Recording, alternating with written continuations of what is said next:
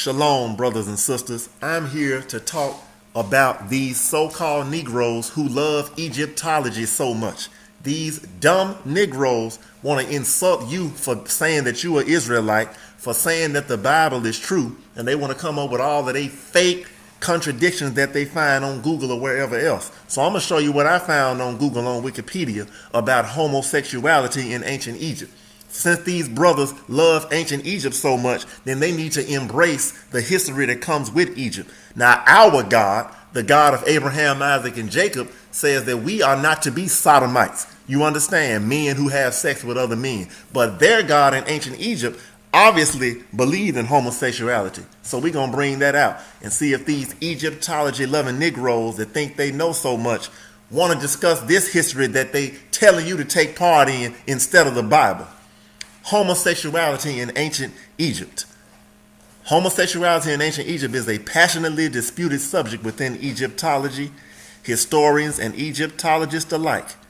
All right, let me just skip on down to Horus and Seth, since they love to mention these mythological gods. Horus and Seth. A further famous story about same-sex intercourse can be found in the Kahun Papyri, or Papri, however you say it, dating back to the Middle Kingdom. It contains the nearly completely preserved story of the Osiris myth and the legendary fight for the throne of Egypt between Horus and Seth. The chapter in question reports that Seth was unutterably jealous about his young nephew Horus. His young nephew Horus, just think about that. Because Horus was very young and popular, he was quite pampered by the other gods. Seth instead had very few companions, and he was comparatively unpopular because of his choleric and vindictive behavior. As a result, Seth tried to either chase away or even kill Horus, no matter what the cost. When Seth constantly fails, he plans to humiliate his rival so badly that Horus would be banned from Egypt forever. Seth invites Horus to a party and convinces the teenage Horus to drink more than Horus could normally cope with. When Horus is drunk, Seth seduces him to sleep over the night in one bed together. When lying together in one bed, Seth grabs Horus and rapes him. But Horus has tricked Seth. His drunkenness was staged. He catches Seth's semen with his hands and hides it. Next morning, Horus runs to his mother Isis to tell her what happened. Isis is first speechless with rage and disbelief. Then she tells Horus to masturbate using his semen to lubricate Seth's favorite food, Egyptian lettuce. Totally clueless, Seth eats the manipulated lettuce. Then he goes to the divine court to inform on Horus. At first, the divine judges swear at Horus, but when Thoth, the scribe of the court, calls for Seth's semen to emerge from the body of Horus, instead the semen of Horus emerges from the body of Seth. Seth blushes in embarrassment and shock, then flees. Horus is acquitted. The famous rape of Horus by his jealous uncle is also subject of passionate discussions. Now, this filth that we're reading about, homosexual rape, uncle and nephew, this comes from ancient Egypt or ancient Egyptology, which these so-called Negroes want to tout and proclaim and boast about while insulting the Holy Bible, the God of Abraham, Isaac, and Jacob. Are you kidding me? So you tell me which one you want to be. An Israelite, you understand, from one of the 12 tribes who got laws, statutes, and commandments, or you want to follow this here? Now I'm going to give you an example of what the Most High says about rape in the Bible. Let's see here. We're going to see what the Bible says about rape.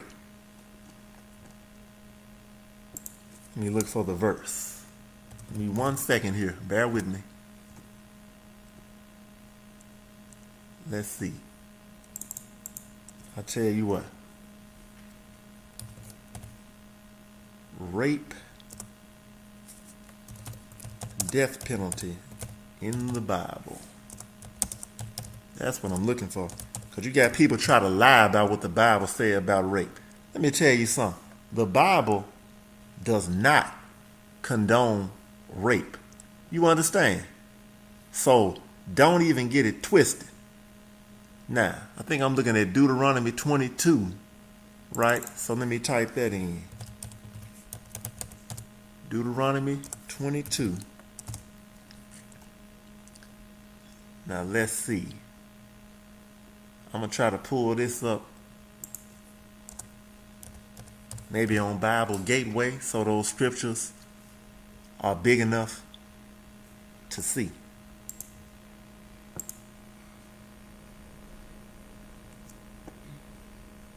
Let's see here. I could have paused and stopped this video, but I want to pull this up while you watching. I ain't pulling no type of tricks. We just gonna get straight to it. Now let's see. Let me get down. By the way, we're gonna see. Let's look at verse 6. This one is not about rape, but since we just read ancient Egyptology, which these Negroes want you to believe in instead of the Bible, that's talking about their gods raping each other and committing incest, and one of them trying to put his semen in somebody's food. Are you kidding me? Deuteronomy chapter 22, verse 5.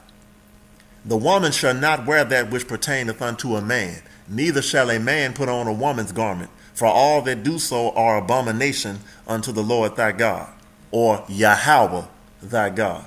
You understand? So I'm just showing you how the God of Israel requires order. The Most High, you understand, don't even allow Israelites to cross-dress. A man should put on men's clothes, a woman should put on women's clothes. But now let's see. Let me see.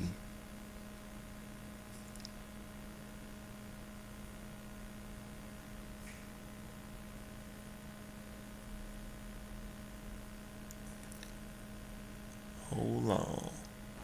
Here we go. Verse 25. But if a man find a betrothed damsel, so betrothed is like married or engaged, right? But if a man find a betrothed damsel in the field, and the man forcing her mean raping her, and lie with her, then the man only that lay with her shall die. But unto the damsel, which would be the woman, thou shalt do nothing. There is in the damsel no sin worthy of death. For as when a man riseth against his neighbor and slayeth him, even so is this matter. So the God of Israel, you understand, the Israelites say that rape is wrong, but ancient Egyptology approves of homosexuality and rape. So for these idiotic Negroes that want to brag about Egyptology, perhaps you should start doing some research on Egyptology to see the foolishness that they teaching. You understand? Shalom.